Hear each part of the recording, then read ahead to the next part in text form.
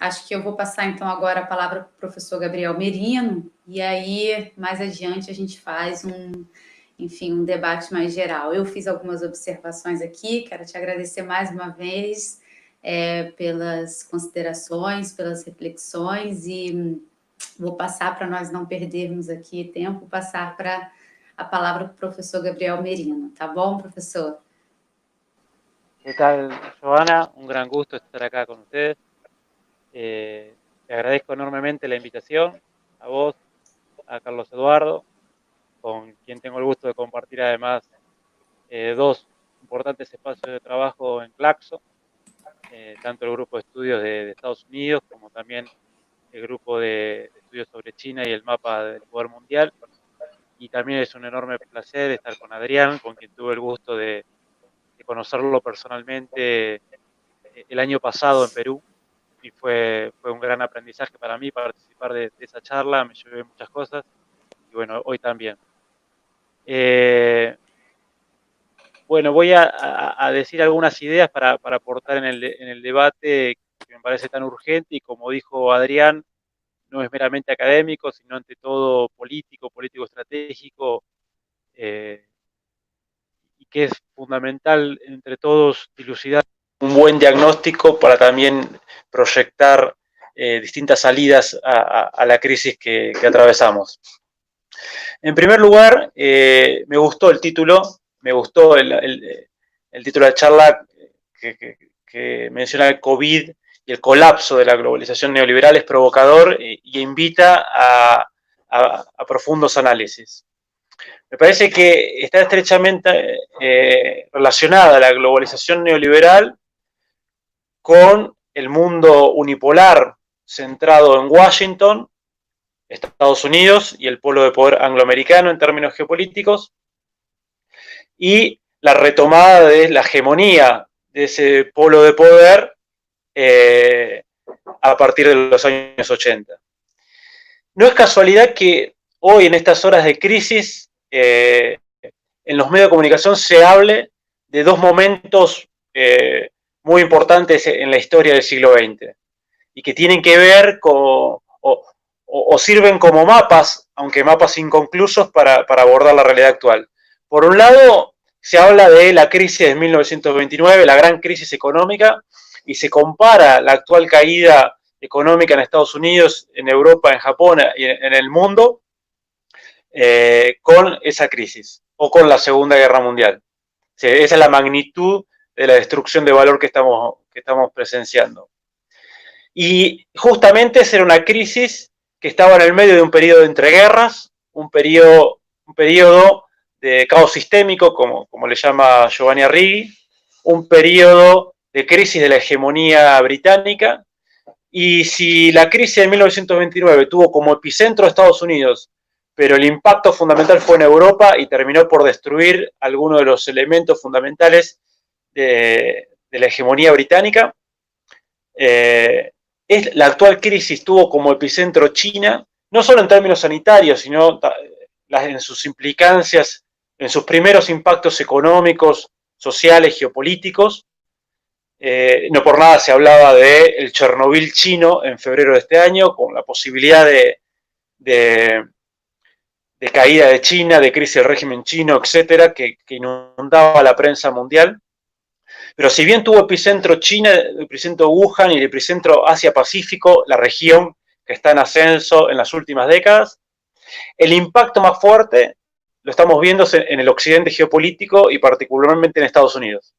En este sentido, la crisis generada por el COVID-19 actúa como catalizador de tendencias que veíamos o que se estaban desarrollando desde hace un tiempo, que eran parte de esta transición histórica espacial que estamos viviendo. Es decir, en este sentido, el COVID-19 actúa como catalizador, como acelerador de esas tendencias, de un conjunto de tendencias. Para ver eso, a mí me interesaba ver 5 o 6 puntos que voy a tratar de repasar rápidamente. Primero, que la globalización, decíamos, neoliberal, estaba estrechamente relacionada con la construcción del mundo unipolar y de la reconstrucción de la hegemonía norteamericana de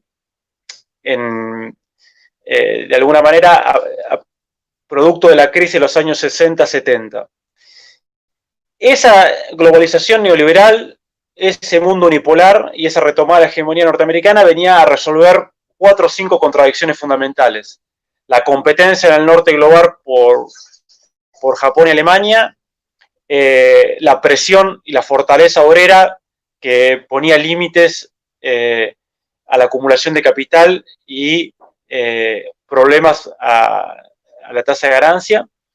3, el peligro rojo y la capacidad de la Unión Soviética para construir, particularmente en Eurasia y en algunos otros continentes, importantes áreas de influencia, y también alimentar los movimientos obreros en Occidente y en América Latina y en las distintas periferias. Pero también otra contradicción es la importante acumulación de poder en el llamado tercer mundo, con los procesos de liberación nacional, etcétera, y la propia crisis capitalista que vivíamos en ese entonces. Ahora bien, ese mundo unipolar, neoliberal, y esa globalización neoliberal que tuvo su apogeo en los años 90, entiendo que entre 1999 y 2001 empieza a entrar en crisis. Hay una reacción por parte de un conjunto de grupos dominantes dentro del sistema mundial, de distintos países del sistema mundial, pero también por parte de los pueblos, que se empiezan a levantar contra ese proyecto neoliberal, contra la unipolaridad y contra la hegemonía norteamericana, y a construir otras alternativas de poder.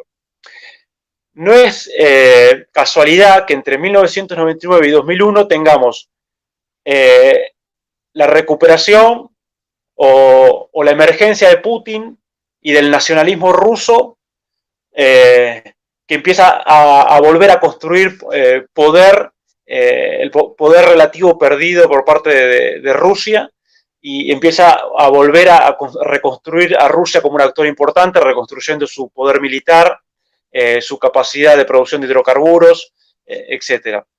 También tenemos en esos años algunas claves de recuperación de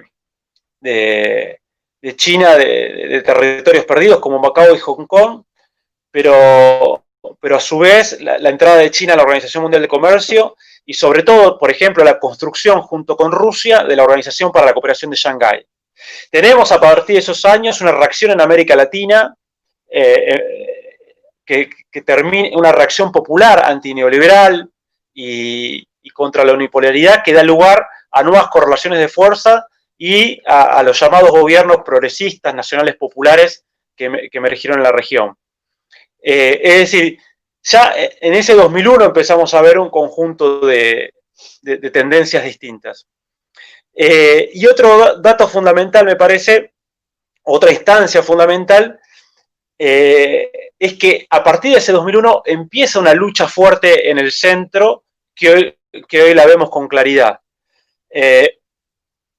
Una lucha que, por ejemplo, es en Estados Unidos entre las fuerzas globalistas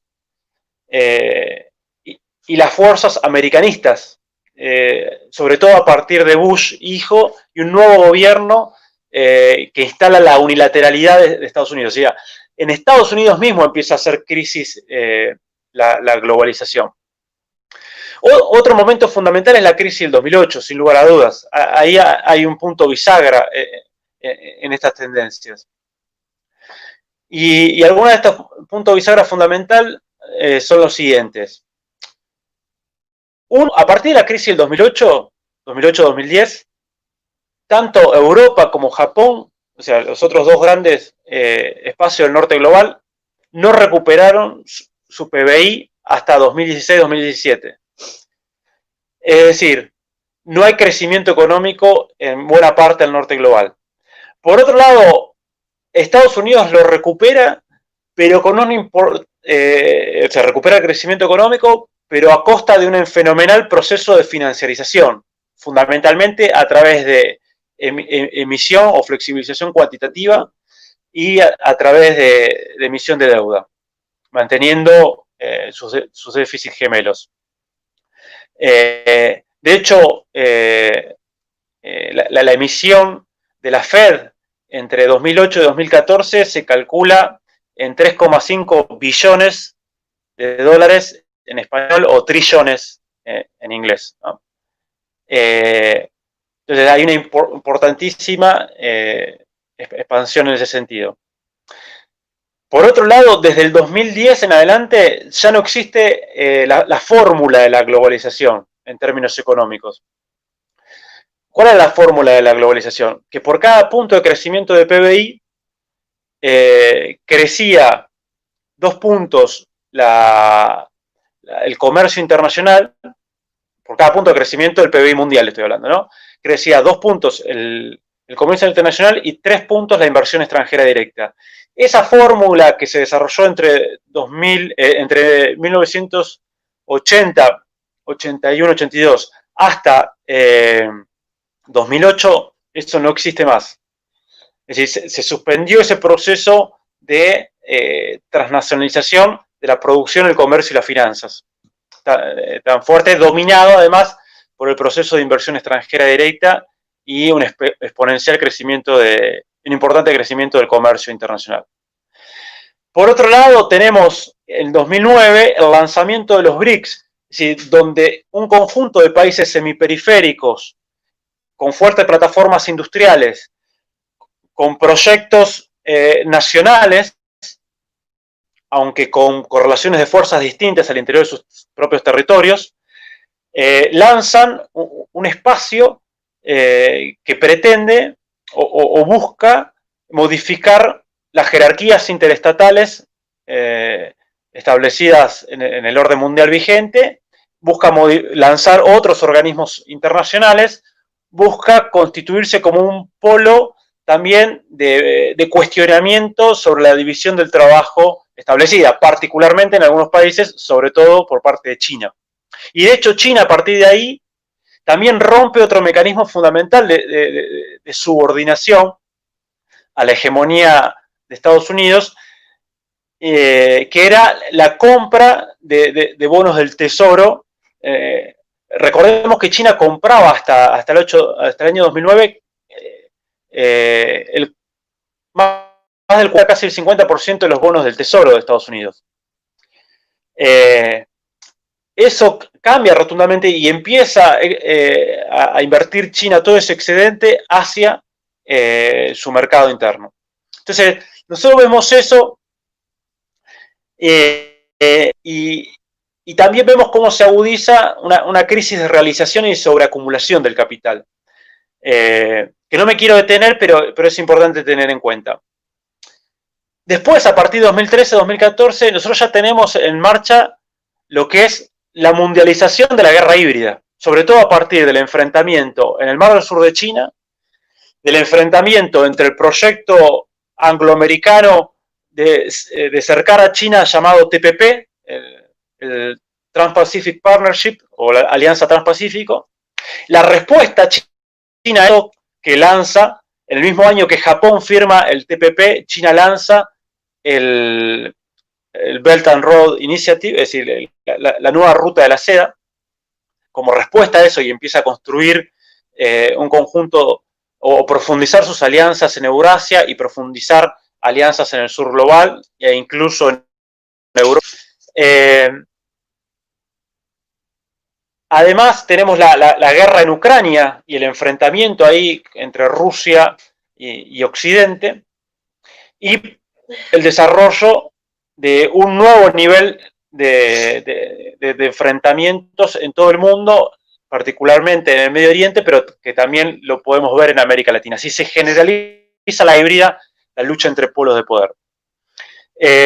Y por otro lado, lo que tenemos también, otra cuestión a señalar, es la emergencia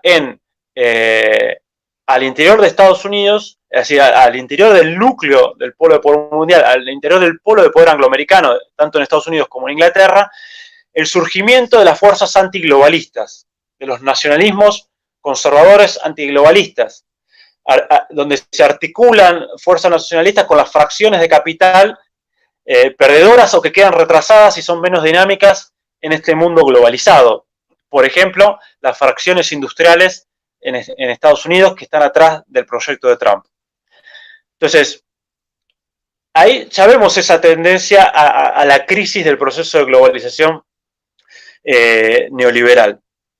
Ahora bien, con el COVID-19 y la pandemia, todo esto se profundiza.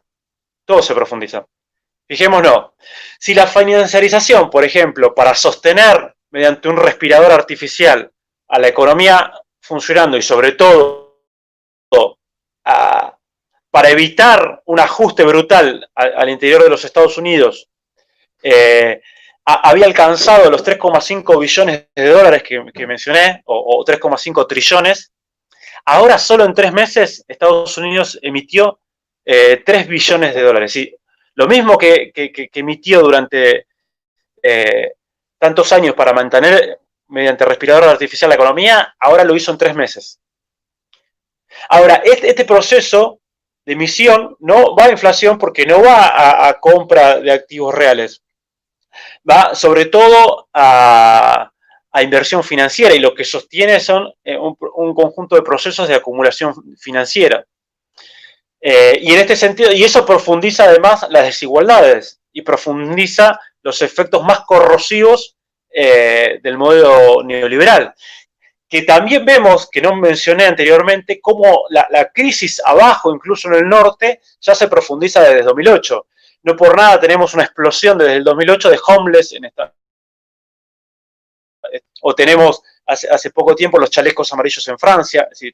Todo eso es parte de la crisis política. Y la financiarización y los mecanismos de acumulación que se ponen en marcha a partir de ahí no hacen más que profundizar esa desigualdad, profundizar la concentración y corroer mucho, a su vez más, las bases políticas del centro, pero también de la periferia. Por otro lado, la crisis económica estalla y tenemos, como recién decía Adrián, caídas profundísimas en la economía. Se estima para Estados Unidos una caída del 5 o 6% para este año, del 7% en el caso de Europa, caídas en América Latina de casi el 6%, una tremenda recesión mundial. Solo en el segundo bimestre se calcula que Estados Unidos puede caer un 40%, ya tiene 40 millones de desempleados, pero eso va a ser una situación global. No tan así en los países de Asia-Pacífico. China no va a crecer al 6%, pero se estima un crecimiento de 2%. Y también está mostrando Asia-Pacífico una capacidad que no se ve ni en Occidente, ni en la América Latina, ni en otras regiones del mundo, de hacer funcionar la economía al mismo tiempo que cuida la salud y controla la pandemia. Es decir, ahí hay una ingeniería social, una capacidad de articular Estado, salud pública, producción, planificación económica, muy dinámica y que está dando una respuesta muy superior a la actual crisis y le está permitiendo, sobre todo a China y a otros países de Asia-Pacífico, achicar o avanzar mucho más y profundizar esa tendencia de emergencia, de fortalecimiento. Por otro lado, se agudiza el declive relativo de Estados Unidos en varias cuestiones, no solo en caída de PBI, también en términos militares se agudiza. E incluso ya, por ejemplo, en Estados Unidos sale un informe del Congreso, ayer, antes de ayer, donde se preocupa, hay una preocupación muy fuerte por el poderío naval de China y porque en el Pacífico Occidental, particularmente en el Mar del Sur de China, empieza a estimarse y a calcularse que ya no tiene primacía Estados Unidos, que ya China empardó, por lo menos en esa región, su primacía o su poderío naval a Estados Unidos. El tema es que esa región es crucial y es estratégica porque la región de Asia-Pacífico, incluyendo al sudeste asiático, tenemos el 50% del PBI mundial. Y la región más dinámica del planeta hoy en el proceso de acumulación de valor.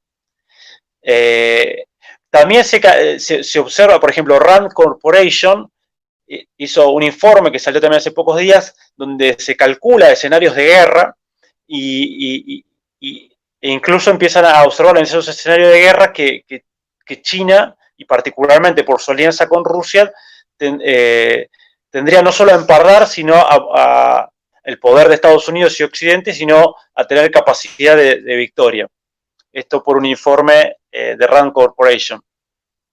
Pero también en lo tecnológico, por ejemplo, este año China, por primera vez en su historia contemporánea del siglo XX, obviamente, y de que se cuenta este índice, supera a Estados Unidos en pedido de patentes.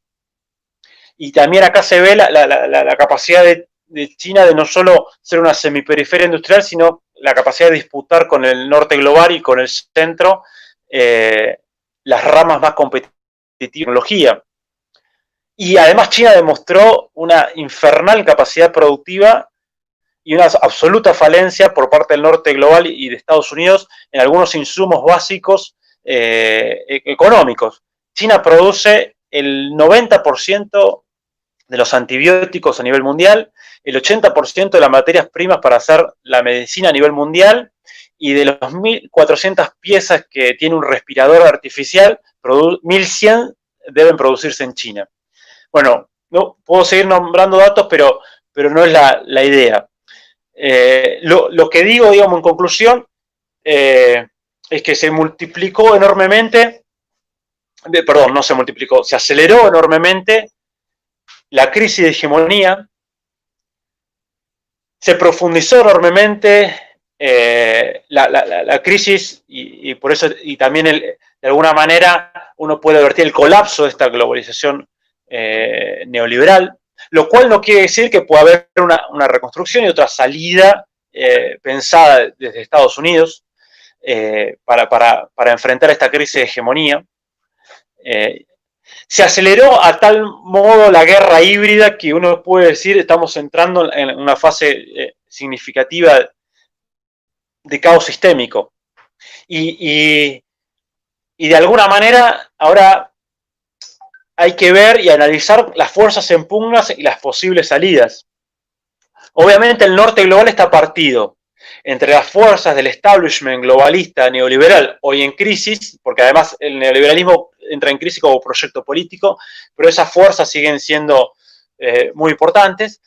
Las fuerzas nacionalistas conservadoras que se le oponen, las fuerzas populares que emergen y ponen en cuestión,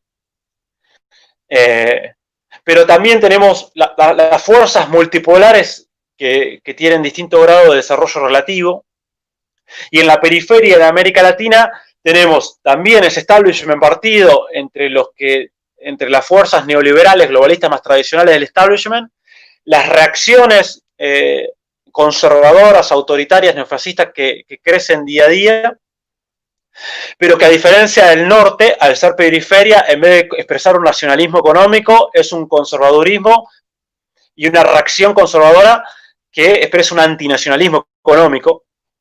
Y por otro lado, las fuerzas nacionales y populares que intentan emerger. En esa puja estamos.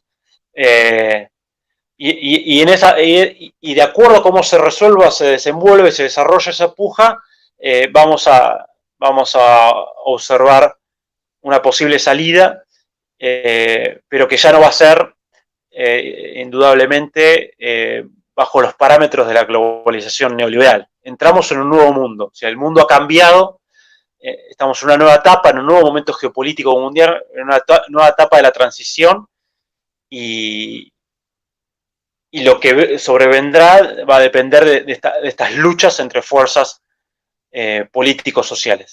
Bueno, yo creo que hasta acá está como para tirar algunos elementos para el debate y que continúen mis compañeros. En todo caso, retomamos después con las preguntas. Muito bom, Merino, muito obrigada. Eu fiz algumas anotações aqui e o pessoal também está aí participando, chegando para nos assistir.